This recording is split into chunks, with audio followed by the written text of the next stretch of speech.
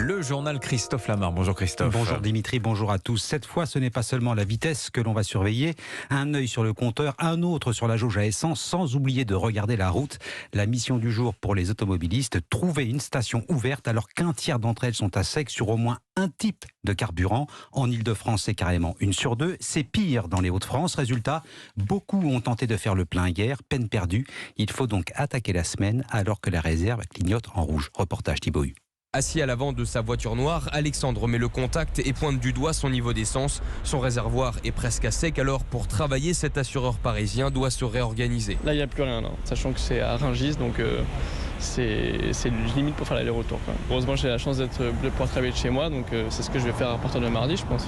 Si vraiment, je trouve pas. Khaled, lui, a toujours la moitié de son plein, mais pour être sûr de ne pas tomber en panne dans les prochains jours, il prendra le bus ce matin pour rejoindre le bar dans lequel il fait la plonge. Je suis obligé pour prendre le transport. Je me réveille très tôt. Et donc, j'ai assuré que je serai à l'heure à mon travail, quoi. J'ai pas le choix. Moi, j'ai un problème de genou, je peux pas marcher beaucoup. Mais d'autres ne peuvent pas se passer de la voiture pour aller travailler. C'est le cas d'artisans comme Lionel, couvreur en région parisienne.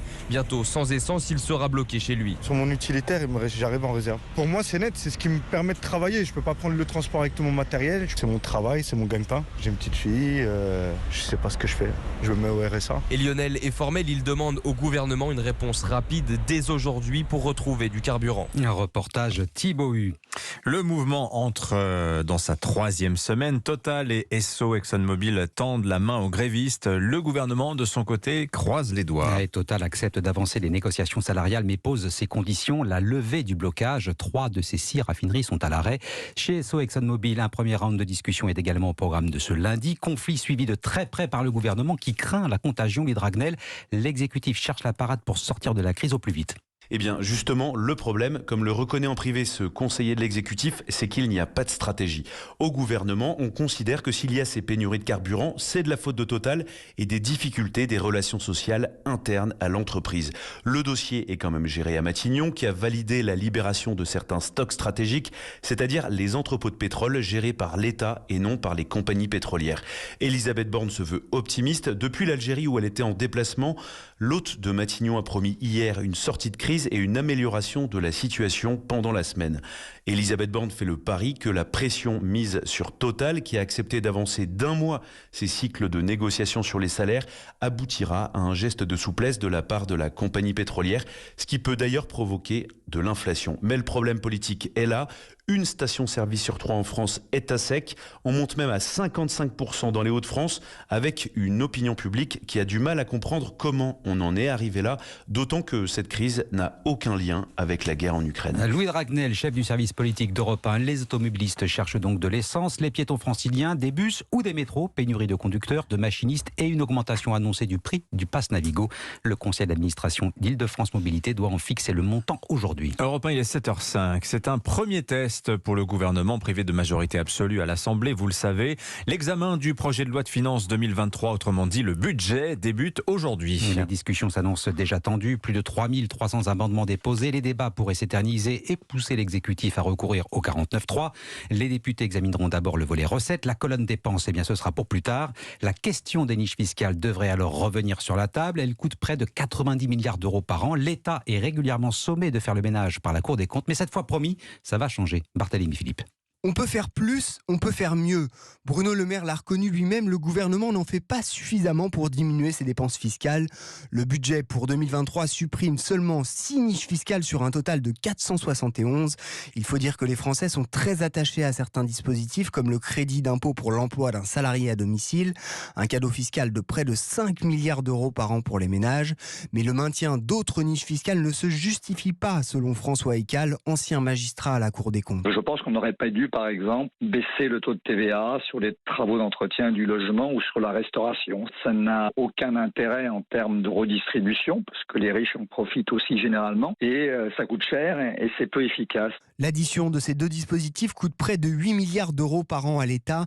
Au total, le manque à gagner des niches fiscales représente près de 90 milliards d'euros par an, soit 3,5% du PIB. Barthélémy Philippe du service économie d'Europe 1. Voilà, c'est la compensation à ces dépenses fiscales d'avoir le taux de prélèvement prélèvement obligatoire le plus élevé du monde. À Alger maintenant, Elisabeth Borne entame la dernière journée de son déplacement. La Première ministre espère sceller la réconciliation entre la France et l'Algérie. La chef du gouvernement et son homologue algérien Aymen Benabderrahmane ont présidé ensemble un comité intergouvernemental, sorte de conseil des ministres franco-algériens. Voilà pour le symbole. Sur le plan pratique, Elisabeth Borne n'était pas venue seule. Une quinzaine de ministres l'accompagnaient. Arthur Delaborde, vous êtes l'envoyé spécial d'Europe 1 à Alger. Français et Algériens ont conclu une douzaine d'accords. Oui, des accords de coopération dans l'industrie, le tourisme, l'artisanat, l'agriculture, la création de start-up ou encore la culture. L'occasion pour Elisabeth Borne de mettre en avant le signe fort envoyé par ce voyage, son premier à l'étranger. Cette visite à Alger ancre une nouvelle dynamique et un cycle durable qui profitera à nos deux peuples et leur jeunesse. Mais au-delà du symbole, il y a la présence de pas moins de 15 ministres français autour de la chef du gouvernement. Le bilan est finalement assez maigre. Pas d'annonce sur la question sensible des visas octroyés par Paris à l'Algérie. Rien non plus sur une éventuelle augmentation des livraisons de gaz vers la France. Ce dernier point a d'ailleurs été rapidement évacué par la Première ministre. Nous allons poursuivre nos relations sereines sur le gaz avec l'Algérie. Elisabeth Borne s'est par ailleurs dit confiante sur la création prochaine d'une commission réunissant des historiens des deux rives de la Méditerranée afin qu'ils examinent sans tabou les archives des deux pays. Elle conclura sa visite aujourd'hui, au programme notamment un déjeuner avec le président algérien Abdelmadjid Tebboune. Arthur Delaborde, envoyé spécial d'Europe 1 à Alger. On termine avec le football. Un retour à la fois très attendu, très commenté aussi, celui de Laurent Blanc sur le banc de l'Olympique Lyonnais. L'ancien coach du PSG de l'équipe de France a signé pour 2 saisons avec option pour 1 année supplémentaire. Il remplace Peter Bosz, fragilisé après une série de 5 matchs sans victoire. Laurent Blanc retrouve la Ligue 1 5 ans après une longue parenthèse, Martin Lange. Oui, ça faisait plus de 6 ans que Laurent Blanc n'avait plus entraîné en Ligue 1. Et hormis une parenthèse de quelques mois au Qatar, le Cévenol ne s'est plus assis sur un banc de touche depuis ses années parisiennes. Une inactivité qui interroge forcément.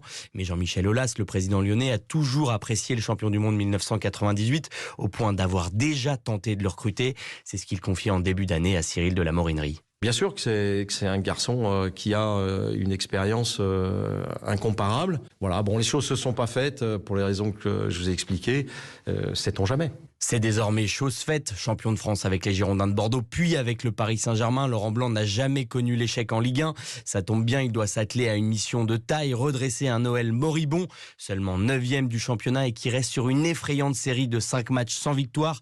Pas de quoi effrayer le président. L'homme aime les missions délicates. En 2010, il était devenu sélectionneur de l'équipe de France, quelques mois seulement après le fiasco de Naïsna. Martin Lange du service des sports d'Europe 1, le Lille, qui est sorti vainqueur du derby du Nord en clôture de la 10e journée de Ligue 1, victoire 1-0 des Lillois sur Lens. Merci beaucoup Christophe Lamar. Dans un instant, restez avec nous. L'édito éco de Nicolas Bouzou, tiens, ce chiffre incroyable, 90% des chercheurs du CNRS sont hostiles aux OGM. Ça fait réagir Nicolas, c'est dans moins de 10 minutes.